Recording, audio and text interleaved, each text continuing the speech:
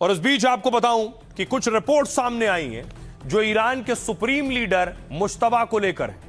क्या कहती है वो रिपोर्ट? ईरानी सुप्रीम लीडर पर अमेरिकी मीडिया ने खुलासा किया है।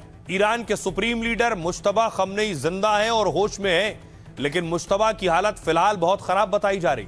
न्यूयॉर्क टाइम्स के रिपोर्ट के मुताबिक वो गंभीर रूप से घायल हैं। वो मानसिक रूप से एक्टिव हैं, लेकिन शारीरिक चोटें बहुत गंभीर है।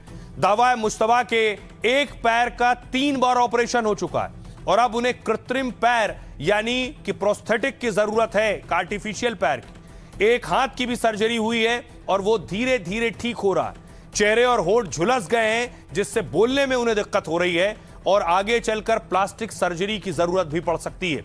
इन्हीं चोटों की वजह से सत्ता चलाने का तरीका भी बदल गया है। वो सबके सामने नहीं आ रहे हैं और छिप कर काम कर रहे हैं। ऐसा इसलिए किया ताकि वो कमजोर या सुरक्षित ना दिखें। दावा है मुश्तबा के रोल को धीरे धीरे कम किया जा रहा है। अब ईरान के बड़े जनरल ही मुल्क के फैसले ले रहे हैं। ये जनरल अफसर और नेता भी मुश्तबा से मिलने नहीं आए। डर है कि इजराइल ठिकाने का पता लगाकर हमला कर सकता है, इसलिए मुश्तबा तक संदेश पहुंचाने का तरीका बेहद गोपनीय है। और इसी बीच ईरान की ओर से एकजुट बयान जारी किया गया। कहा, हमारे एक ईश्वर, एक नेता, एक देश और एक रास्ता है। सर्वोच्च नेता के प्रति समर्पण से हम हमलावर को मजबूर कर देंगे। सुनिए जरा डोनाल्ड ट्रंप क्या कह रहे हैं। हमें नहीं पता कि ईरान में नेता कौन है, क्योंकि याद कीजिए सत्ता परिवर्तन हुआ था। खamenei जा चुका है, वो बेहतर है। अफसरों की तलाश में चला गया है, वो चला गया है और उसकी पूरी टीम चली गई है। फिर दूसरा समूह आया, वो सब चले गए और अब तीसरा समूह है और वे भी अपने जाने को लेकर थोड़े चिंतित हैं। उनके पास बिल्कुल नया नेतृत्व है और वे सत्ता के लिए आपस में बुरी तरह लड़ रहे हैं। हमने एक बार फिर सारी सीमाएं लांघ दी हैं। भारत के लिए नरक का द्वार जैसे शब्द का इस्तेमाल किया। ट्रंप अपने विवादित पोस्ट के लिए फिर खबरों में है, जिनमें उन्होंने भारत और चीन को नरक का द्वार बताया। दरअसल ट्रंप ने रेडियो होस्ट माइकल सेवेज के एक लेख को रिपोस्ट किया था और इस लेख में प्रवासियों को अमेरिकियों के लिए बड़ी मुसीबत बताया था। यानी यहां से जो अमेरिका जाते हैं, कहा प्रवासी अमेरिकियों के अधिकार छीन रहे हैं, नौकरी में मुश्किल हो रही है। उन्होंने लिखा कि अमेरिका में पैदा होकर बच्चा तुरंत नागरिक बन जाता है, फिर वो परिवार को चीन, भारत या दुनिया के किसी और नर्क से ले आता है।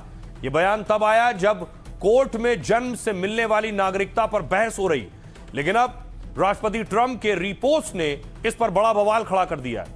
ईरान ने यूएस को फटकार लगाते हुए कहा, कभी इंडिया आकर देखो, फिर बोलना भारत तो सभ्यता का जनक है, जबकि असली नरक तो अमेरिका ही है। भारत के विदेश मंत्रालय ने ट्रंप की इन टिप्पणियों पर कड़ा एतराज जताया। कहा, हमने उन टिप्पणियों को भी देखा है और यूएस दूतावास के जारी बयान को भी। यह बयान साफ तौर पर बिना जानकारी के अनुचित और खराब सोच वाला है। यह किसी तरह से भारत अमेरिका संबंधों की असलियत को नहीं दिखाता है। इसके बाद भारत को नरक कहने वाले पोस्ट पर ट्रंप की टीम ने सफाई दी। ट्रंप के दूत ने कहा कि अमेरिकी राष्ट्रपति ने भारत को महान देश बताया है। यह बयान नई दिल्ली में अमेरिकी दूतावास के माध्यम से जारी किया गया। दूतावास ने दावा किया कि राष्ट्रपति ट्रंप ने भारत की तारीफ की है। डोनाल्ड ट्रंप ने कहा कि भारत एक शानदार देश है और उनके साथ अच्छे संबंध हैं। सुनिए जरा विदेश मंत्रालय के प्रवक्ता क्या कह रहे हैं इस पर। हमें कुछ रिपोर्ट मिली है, मैं यहीं पर बात खत्म करता हूं। हमें कुछ रिपोर्ट मिली है, मैं यहीं पर बात खत्म करता हूं। हमें कुछ रिपोर्ट मिली है, मैं यहीं पर बात खत्म करता हूं। हमें कुछ रिपोर्ट तो विदेश मंत्रालय को आप सुन रहे थे, उन्होंने कहा कि हमें इस तरह की कुछ रिपोर्ट्स मिली हैं। जाहिर सी बात है भारत नहीं चाहेगा किसी भी इस तरह के मसले में उलझना, लेकिन ट्रंप या उनकी सोच जैसे लोगों को भारत की सभ्यता बताना बहुत जरूरी है। तो क्या है भारत की सभ्यता?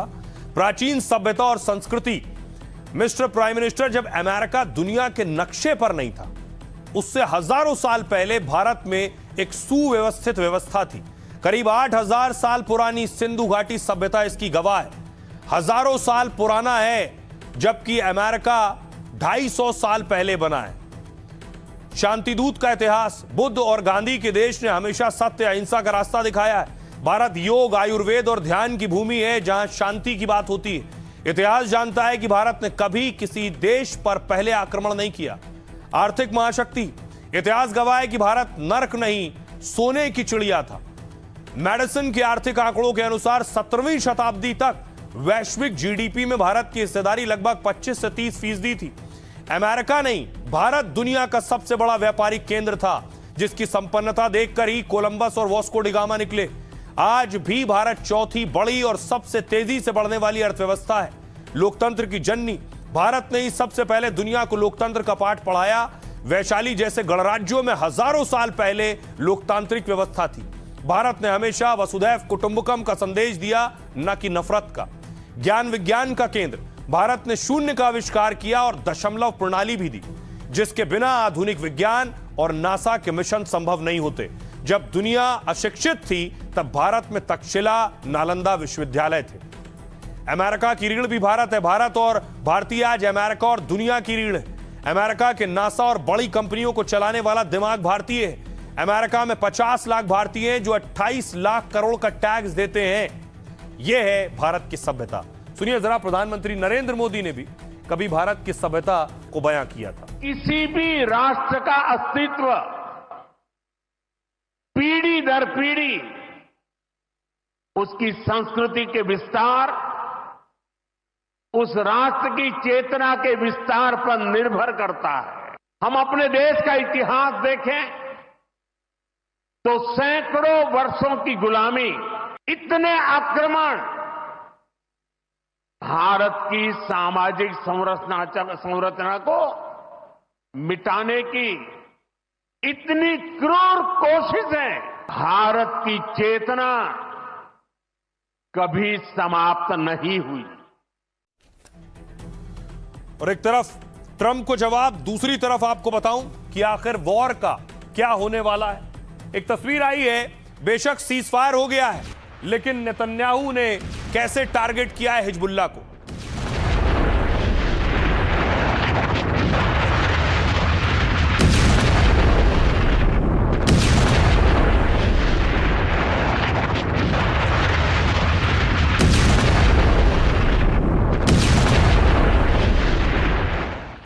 इजराइल का दावा है कि कैसे एम्बुलेंस के अंदर, देखिए, हिजबुल्लाह ने हथियार रख रखे हैं। इस एम्बुलेंस के अंदर इजराइल का एक जवान घुसता है और दिखाता है कि एम्बुलेंस में, देखिए, हथियार, ग्रेनेड, रॉकेट्स रखे हैं। העמלה חיה במגירות שם למעלה. ועוד מטען קלימגור שם.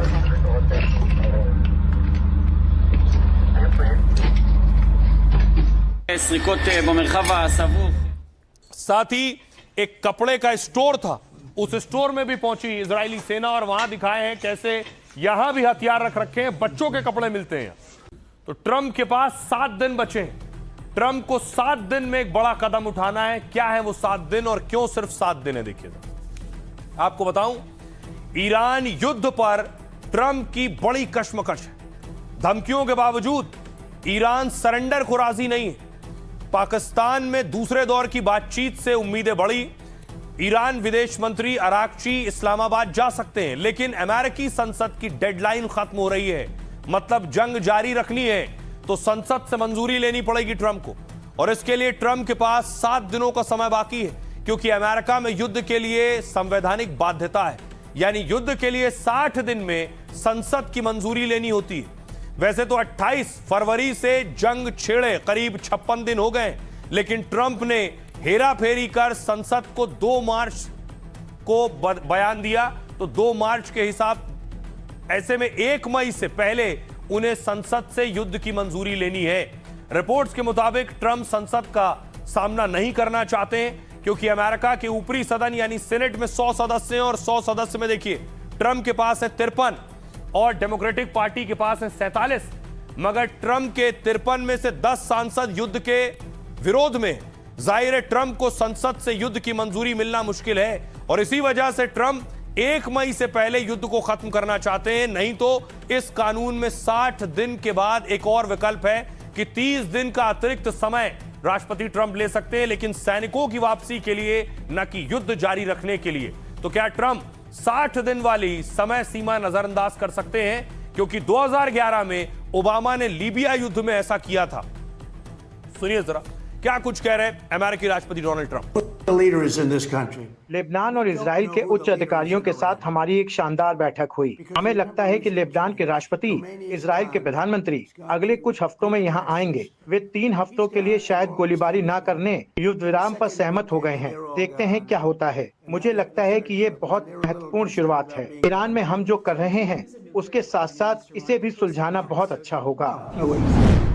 ईरान की 11 ट्रिलियन डॉलर की जब्त संपत्ति जारी होने तक हॉर्मुज बंद रहेगा। अगर अगले 48 घंटे के अंदर कोई ठोस प्रस्ताव प्रस्तुत नहीं किया जाता तो सीज फायर समाप्त हो सकता है।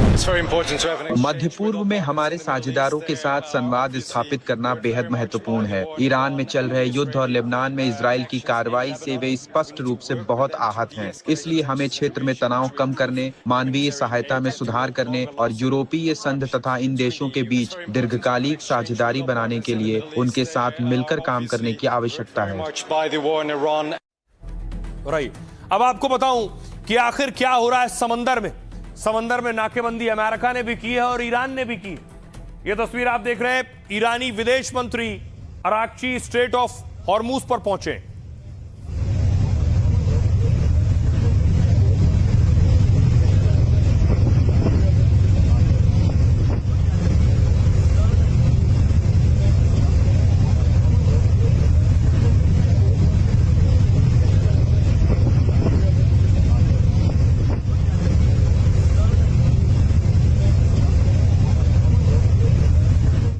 और इस बीच आपको बताऊं कि कुछ रिपोर्ट सामने आई हैं जो ईरान के सुप्रीम लीडर मुश्तबा को लेकर है।